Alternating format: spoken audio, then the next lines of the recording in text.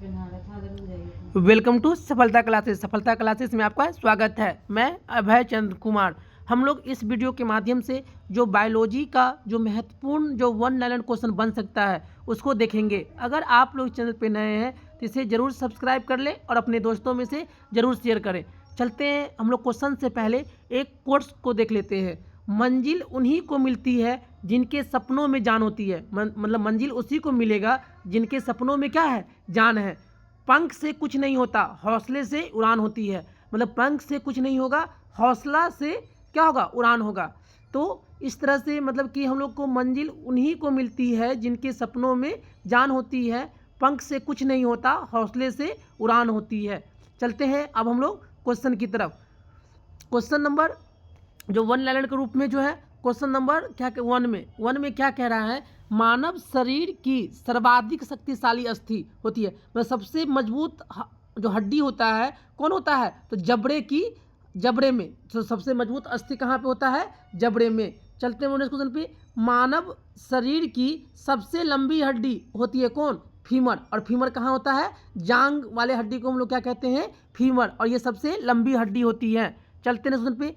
Humerus अस्थि पाई जाती है। जो ह्यूमरस अस्थि जो होता है, जो ऊपरी भुजा में, जो हाथ का जो केहूनी से जो ऊपरी वाला भुजा आता है, उसी को हम लोग किस नाम में जानते हैं, ह्यूमरस अस्थि के नाम से। चलते हैं नेक्स्ट क्वेश्चन पे। मनुष्य के शरीर में पैर की हड्डी होती है। पैर की हड्डी मनुष्य के शरीर में कैसे होती है, खोखली। चलते हैं नेक्स्ट क्वेश्चन पे।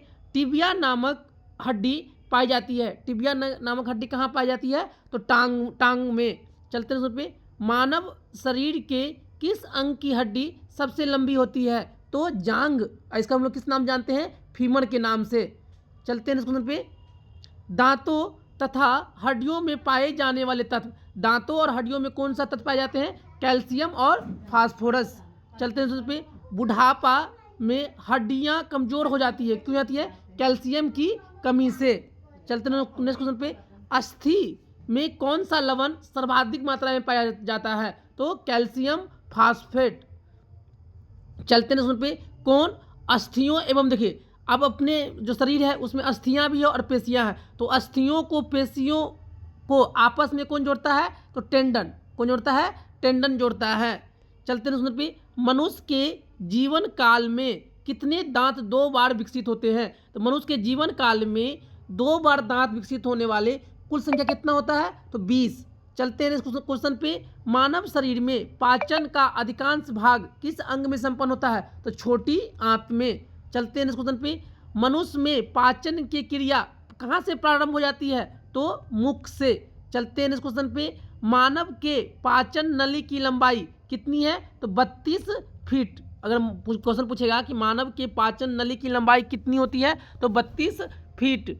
चलते हैं इस क्वेश्चन पे। मुख में स्टार्च का शर्करा में पाचन किसके द्वारा होता है, तो एक तरह का एंजाइम होता है, कौन सा, टाइलिन एंजाइम। टाइलिन एंजाइम क्या करता है, जो स्टार्च को किससे बदल देता है, शर्करा में। चलते हैं हम लोग अब नेक्स्ट क्वेश्चन पे।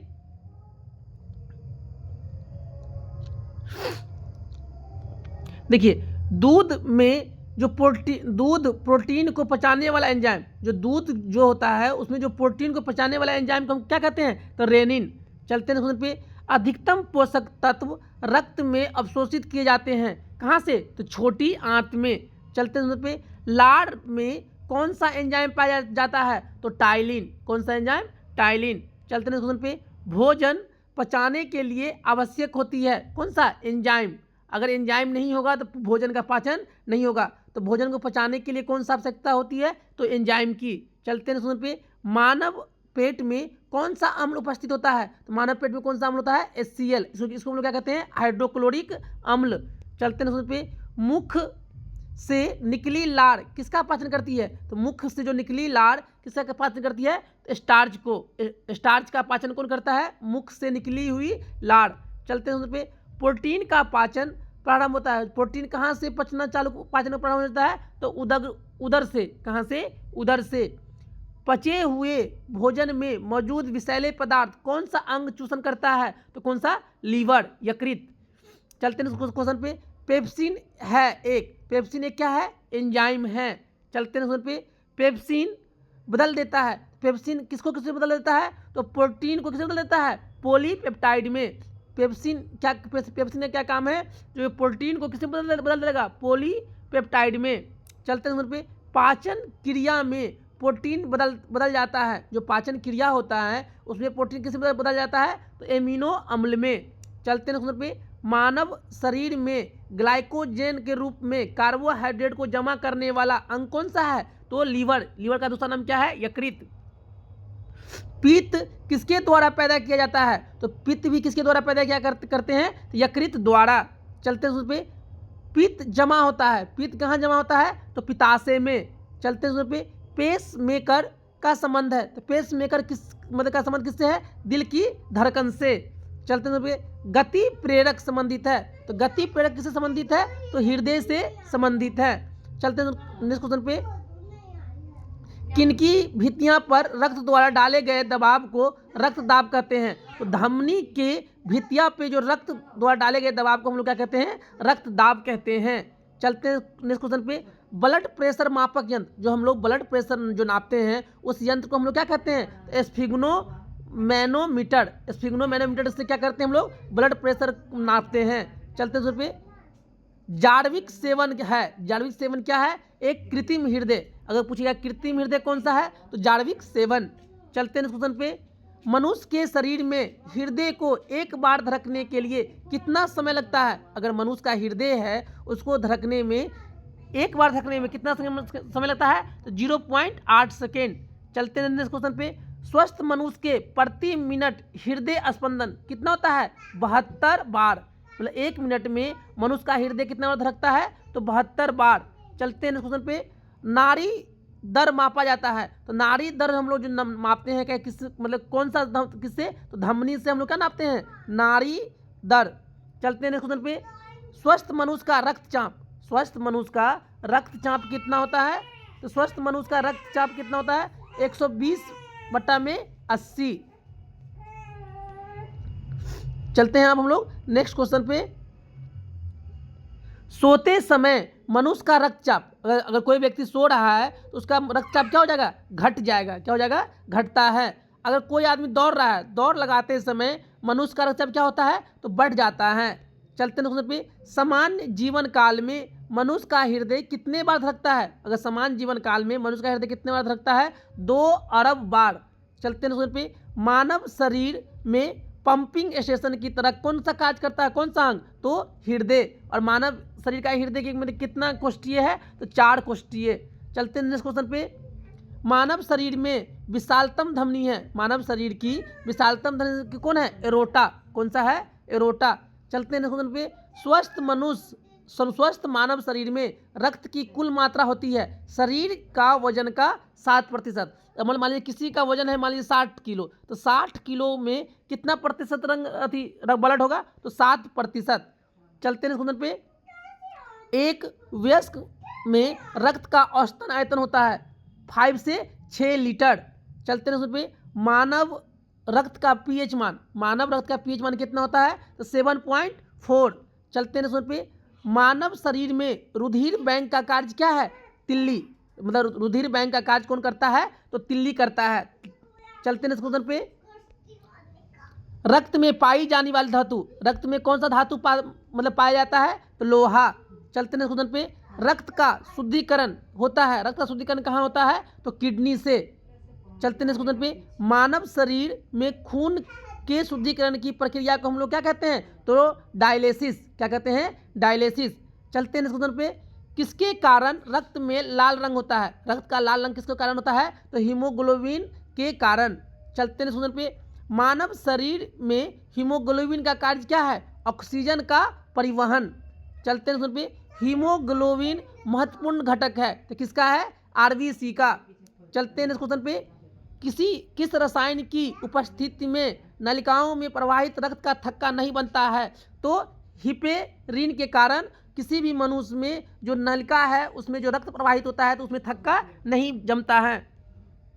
चलते हैं उसमें, रुधिर के प्लाज्मा में किसके द्वारा एंटीबॉडी निर्मित होता है? तो लिम्फोसाइट के द्वारा। चलते हैं इस क्वेश्चन पे, आरबीसी किस नाम से जानी जाती है? तो इरिथ्रोसाइट, मतलब आरबीसी का दूसरा नाम क्या है? इरिथ्रोसाइट के नाम से हम लोग किसको जानते हैं? तो आरबीसी को। चलते हैं इस क्वेश्चन पे। लाल रक्त कणिकाएं कहाँ उत्पन्न होती है? तो अस्थि मज्जा में।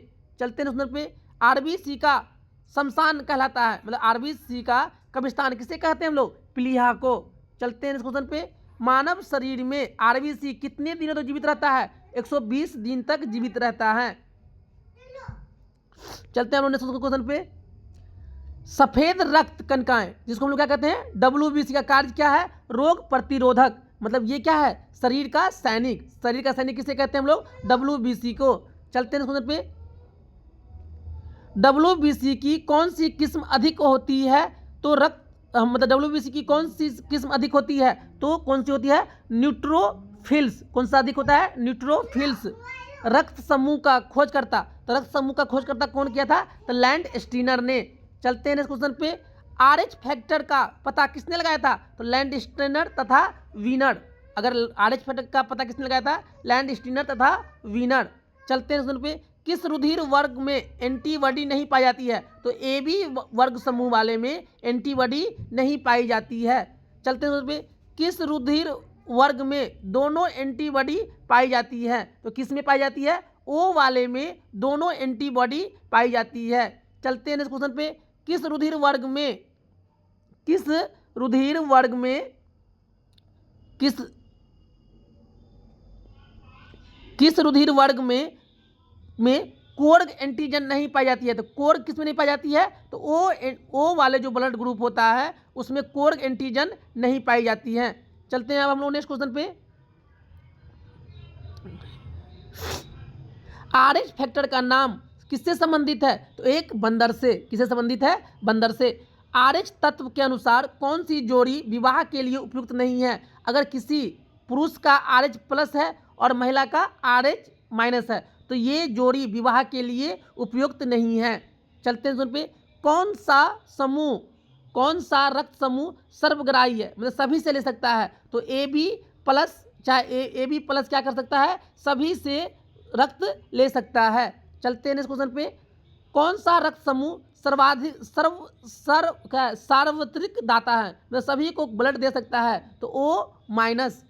चलते हैं इस क्वेश्चन पे। मानव मस्तिष्क में बुद्धि का केंद्र हम लोग किसे कहते हैं? तो सेरेब्रम को हम लोग क्या कहते हैं? बुद्धि का केंद्र। चलते हैं पे। मानव के मस्तिष्क का सबसे बड़ा भाग कौन सा है? तो प्रमस्तिष्क। चलते हैं पे। मनुष्य के शरीर के किन कोशिकाओं में सबसे कम पुनर्योजन शक्ति होती है? तो मस्तिष्क कोशिकाएं में। चलते हैं क्वेश्चन पे। मानव शरीर की सबसे बड़ी कोशिका कौन सा है? तंत्रिका कोशिका। चलते हैं क्वेश्चन पे। मनुष्य में मेरुदंड से कितनी जोड़ी तंत्रिकाएं निकलती हैं? तो 31 जोड़ी। चलते हैं क्वेश्चन पे। प्रतिवर्ती क्रियाओं का नियंत्रण केंद्र होता है किसका? केशुरुक रज्जु में। चलते हैं क्वेश्चन पे। श्वसन की क्रिया संपन्न होती है, श्वसन की क्रिया कहाँ संपन्न होती है? तो माइटोकॉन्ड्रिया में। चलते हैं पे। मनुष्य 1 मिनट में कितनी बार सांस लेता है? देखिए यहाँ पे सांस लेने की बात करता है। और हार्ट रेट कितना होता है? 1 मिनट में कितना बार धड़कता है हार्ट? तो 72 बेट। और 1 मिनट में कितना बार सांस लेते हैं? तो 16 बार। चलते हैं क्वेश्चन पे। मनुष्य द्वारा छोड़ी गई सांस की हवा में CO2 की मात्रा लगभग होती है कितना प्रतिशत? 4%। चलते हैं क्वेश्चन पे। क्रेब्स चक्र में किसका संश्लेषण होता है? तो पायरुविक अम्ल का। चलते हैं क्वेश्चन पे। अनऑक्सी श्वसन का अंतिम उत्पाद क्या है? तो लैक्टिक अम्ल। चलते हैं पे। मानव शरीर में यूरिया का निर्माण होता है, तो यूरिया का निर्माण कहाँ होता है? यकृत में। चलते हैं क्वेश्चन पे। मनुष्य में रुधिर क्षमता है, कहाँ क्षमता है? बोमेन संपुट में। चलते हैं पे। किस कारण मानव मूत्र का पीला रंग होता है? जो मानव का मूत्र होता है वो कैसा रंग होता है? पीला। किसके कारण? तो यूरोक्रोम के कारण। चलते हैं क्वेश्चन पे। नेफ्रॉन संबंधित है, तो नेफ्रॉन किससे संबंधित है? वृक्क से। किससे संबंधित है? वृक्क से। कृत्रिम गुर्दा किस सिद्धांत पर कार्य करता है? तो डायलिसिस पर। चलते हैं पे। मानव शरीर में यूरिया की अधिकतम मात्रा पाई जाती है, तो यूरिया की अधिकतम मात्रा कहाँ पाई जाती है? तो मूत्र में। चलते हैं पे। मानव वृक्क अस्मरी में पाए जाने वाले प्रमुख रासायनिक यौगिक क्या है? तो कैल्शियम ऑक्जेलेट। क्या है? Calcium oxalate.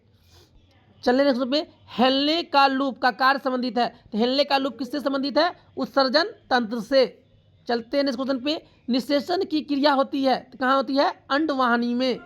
चलते हैं नेक्स्ट क्वेश्चन पे, गर्भाशय में विकसित भ्रूण को किस संरचना द्वारा पोषण मिलता है? तो भ्रूण में क्या होता है? एक प्लेसेंटा। किसके द्वारा? प्लेसेंटा द्वारा भ्रूण को क्या मिलता है? पोषण। चलिए, इस तरह से हम लोग जो बायोलॉजी का जो महत्वपूर्ण जो 1 MCQ बन सकता था हम लोग इस वीडियो के माध्यम से देखे हैं। और क्वेश्चन पूछेगा मनुष्य का सबसे बड़ा अंग कौन सा है? तो यकृत है। कौन सा है? यकृत है ना। उसके बाद हम लोग चलते हैं किसका? विटामिन। किसका काम? किसका? विटामिन। किसकी बात करते हैं? विटामिन का। तो विटामिन का खोज किसने किया था? फंक ने किया था। विटामिन कितने तरह का आता है? 2 तरह का। एक होता है मतलब पानी में घुलनशील, पानी में घुलनशील। एक किसमें होता है? वसा में घुलनशील। पानी में कौन होगा? बी और सी। और वसा में कौन होगा? कीड़ा। मतलब AKEDA मतलब कीड़ा। मतलब AD और E और A ये किस में होता है? वसा में घुलनशील होता है। और पानी में कौन हो गया? बी और सी। अगर बोलेगा विटामिन ए की कमी से कौन सा होता है? रतौंधी। रतौंधी रोग किससे होता है? विटामिन ए की कमी से। और विटामिन ए का अच्छा स्रोत कौन है? तो गाजर। कौन सा है? गाजर। उसके बाद विटामिन बी की कमी से क्या होगा? Beriberi. विटामिन बी के बेरी कमी से क्या होगा? बेरी बेरी रोग। विटामिन सी की कमी से क्या होता है? स्कर्वी। कौन सा होता है? स्कर्वी। और मसूरों से खून आना किसी कमी से होता है? Vitamin C. अब विटामिन सी का अच्छा स्रोत कौन सा है? तो आंवला। कौन सा है? आंवला। और ये किसमें पाया जाता है? खट्टे पदार्थों में। किसमें पाया जाता है? खट्टे पदार्थों में। उसके बाद विटामिन डी। विटामिन डी की कमी से क्या होता है? रिकेट्स मतलब कि हड्डी का हड्डी का कमजोर पड़ जाना। और विटामिन डी का अच्छा स्रोत क्या है? सूर्य का प्रकाश। सूर्य का प्रकाश क्या है? विटामिन डी का अच्छा स्रोत है। उसी तरह विटामिन ई। विटामिन ई की कमी से क्या होता है? नपुंसकता। क्या होता है? नपुंसकता। उसके बाद विटामिन के। विटामिन के की कमी से क्या होता है? रक्त का थक्का नहीं जमता है। रक्त का थक्का नहीं जमता है। चलते हैं अब हम लोग कुछ क्या कर लेते हैं? बात कर लेते हैं पीएच स्केल का। पीएच स्केल का खोज किसने किया था? सोरेनसन ने। किसने किया था? सोरेनसन ने। पीएच स्केल क्या दिखाता है? कोई भी पदार्थ अम्लीय है या क्षारीय है या उदासीन है, इसके बारे में पीएच स्केल पे हम लोग कहाँ से कहाँ लेते हैं? 0 से लेके 14 तक। बीच वाला क्या होता है? 7। 7 से कम वाले को क्या कहते हैं? अम्लीय। 7 से ज़्यादा वाले को क्या कहते हैं? क्षारीय। और 7 वाले को क्या कहते हैं? उदासीन। उसी तरह खून का पीएच मान। खून का पीएच मान कितना होता है? तो 7.4। उसके बाद खून हो गया। आंसू का पीएच मान कितना होता है? 7.4। उसके बाद खून हो गया, आंसू हो गया। उसके बाद नींबू का पीएच मान कितना होता है? 2.4। उसके बाद मतलब कि अम्लीय वर्षा का पीएच मान। अम्लीय वर्षा का पीएच मान कितना होता है? ये 5.5 से कम। कितना होता है? 5.5 से कम होता है अम्लीय वर्षा का पीएच मान। उसके बाद चलते हैं हम लोग मूत्र का पीएच मान। जो पेशाब होता है मूत्र का कितना होता है? 6.0। कितना होता है? 0। गैस्ट्रिक जूस का पीएच मान कितना होता है? तो ये 1.4 होता है। कितना होता है? ये 1.4 होता है। उसके बाद समुद्री जल का पीएच मान कितना होता है? 8.4। कितना होता है? 8.4। चलते हैं हम लोग जानते हैं कौन सा पदार्थ में कौन सा अम्ल पाया जाता है। जैसे सेब में कौन सा अम्ल पाया जाता है? तो सेब में कौन सा पाया जाता है? मैलिक अम्ल। कौन सा? मैलिक अम्ल। इमली में कौन सा? तो टार्टेरिक अम्ल। कौन सा? टार्टेरिक अम्ल। इमली हो गया, सेब हो गया। उसके बाद खट्टे पदार्थों में कौन सा पाया जाता है? तो सिट्रिक। कौन सा? सिट्रिक अम्ल पाया जाता है खट्टे पदार्थों में। उसके बाद दूध में कौन सा अम्ल पाया जाता है? तो लैक्टिक अम्ल। दूध में कौन सा पाया जाता है? तो लैक्टिक अम्ल पाया जाता है। उसके बाद मतलब कि पालक के पत्ते हो गया या घास हो गया, इसमें कौन सा आता है? ऑक्जेलिक अम्ल। कौन सा? ऑक्जेलिक अम्ल पाया जाता है। कौन सा? ऑक्जेलिक अम्ल पाया जाता है। उसके बाद संतरा हो गया, खट्टे पदार्थ हो गया, है ना। नींबू, नींबू में कौन सा पाया जाता है, नींबू क्या होता है, खट्टा होता है, तो नींबू में कौन सा, सिट्रिक अम्ल, कौन सा, सिट्रिक अम्ल पाया जाता है। चलते हैं अब हम लोग कुछ क्या देख लेते हैं, रासायनिक, उसका रासायनिक सूत्र, जैसे आंसू का, सॉरी नहीं, रासायनिक सूत्र में क्या है, भारी जल, भारी जल का क्या होता है, D2O, laughing gas, laughing gas का क्या होता है, N2O, लाफिंग गैस क्या होता है, N2O, चूना पत्थर, चूना पत्थर इसी को कहते हैं संगमरमर, इसी को कहते हैं खड़िया, क्या होता है, CaCO3। उसके बाद खाने वाला सोडा, खाने वाला सोडा, खाने वाला सोडा क्या होता है, NaHCO3। उसके बाद धोने वाला सोडा, धोने वाला सोडा, धोने वाला सोडा क्या होता है, Na2CO3 इंटू में 10H2O। उसके बाद जिप्सम, जिप्सम का क्या होता है, तो जिप्सम का होता है CaSO4 इंटू में 2H2O। जिप्सम को ही गर्म करेंगे तो क्या बनेगा, plaster of Paris, plaster of Paris, plaster of Paris से क्या होता है, CaSO4 इंटू में हाफ H2O। उसके बाद नमक, नमक क्या होता है, NaCl। उसके बाद सिंदूर, सिंदूर का क्या होता है, HGS, क्या होता है, HGS। बैटरी में कौन सा अम्ल पाया जाता है, तो H2SO4, इसको हम लोग क्या कहते हैं, सल्फ्यूरिक अम्ल, क्या कहते हैं, सल्फ्यूरिक अम्ल। पेट में कौन सा अम्ल पाया जाता है, तो HCl, इसका क्या कहते हैं हम लोग, हाइड्रोक्लोरिक अम्ल कहते हैं। चलिए इसी तरह से हम लोग वन लाइनर और कुछ कुछ महत्वपूर्ण टॉपिक को रिवीजन करते रहेंगे। अगर आप लोग इस चैनल पर नए हैं तो इसे ज़रूर सब्सक्राइब कर लें और अपने दोस्तों में से ज़रूर शेयर करें। Thank you for watching this video.